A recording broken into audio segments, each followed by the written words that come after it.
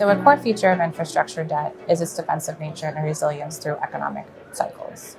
And part of this is owed to infrastructure itself. It's providing essential services in society, and therefore it's less susceptible to different economic cycles and uncertainty in the markets.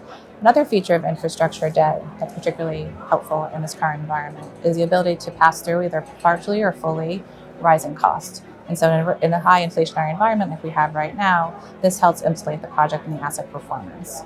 As it relates to infrastructure debt specifically, our position in the capital structure is quite helpful and supports the resilience of the asset class.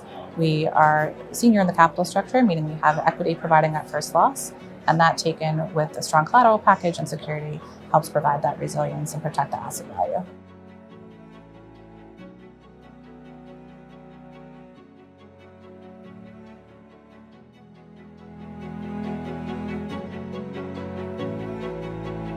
We've incorporated ESG into our investment process within infrastructure debt for more than a decade, mostly focused through a risk lens given our focus on downside protection as debt investors. We have developed a proprietary ESG matrix that looks at a range of different factors that are most material to a credit profile of investment. Importantly, we continue to evolve the diligence and the tools that we use, looking to bring in best practices and new tools over time.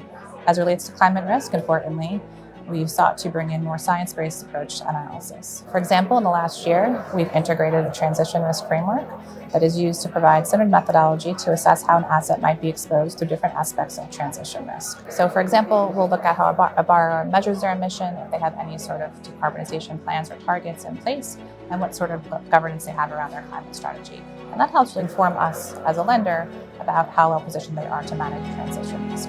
So that, taken with other parts of our ESG analysis and our overall credit analysis, will factor into our investment decision.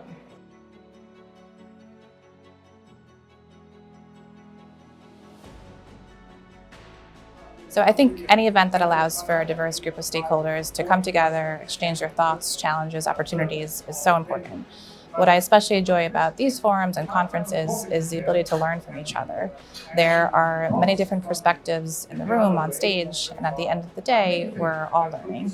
Unfortunately, no one has sustainability or net zero completely figured out, and so progress will really require this intense collaboration and ongoing learning forums like this.